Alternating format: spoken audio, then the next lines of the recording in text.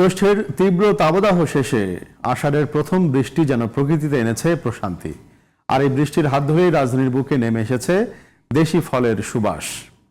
ঢাকার খামার বাড়িতে পর্দা উঠল 3 দিনব্যাপী জাতীয় ফল মেলা 2026-এর। ইট পাথরের এই যান্ত্রিক নগরে গ্রামীণ ঐতিহ্যের স্বাদ আর পুষ্টির বার্তা ছড়িয়ে দিতেই কৃষি মন্ত্রণালয়ের এই বর্ণিল আয়োজন। আব্দুল্লাহ খান মুন্নার রিপোর্ট। মেলা প্রাঙ্গণে পা রাখতেই চোখ জুড়িয়ে যায় এক অভূতপূর্ব শৈল্পিক প্রদর্শনীতে। কৃষি সম্প্রসারণ অধিদপ্তরের তৈরি করা এই ফলের আঙিনা যেন এক টুকরো সমৃদ্ধ বাংলাদেশ।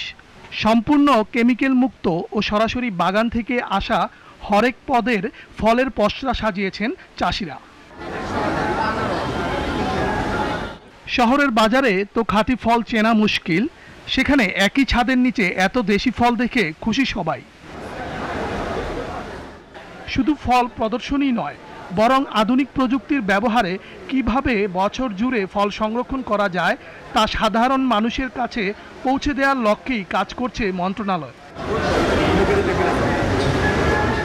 মোট 75টি স্টল নিয়ে আয়োজিত এই উৎসব চলবে আগামী 20 জুন পর্যন্ত। প্রতিদিন সকাল 10টা থেকে রাত 8টা পর্যন্ত ফলপ্রেমীদের জন্য খোলা থাকবে এই প্রাঙ্গণ। এবারের মেলার উদ্বোধনী অনুষ্ঠানে প্রধান অতিথির বক্তব্যে কৃষিমন্ত্রী মোহাম্মদ আমিনুর রশিদ বলেন,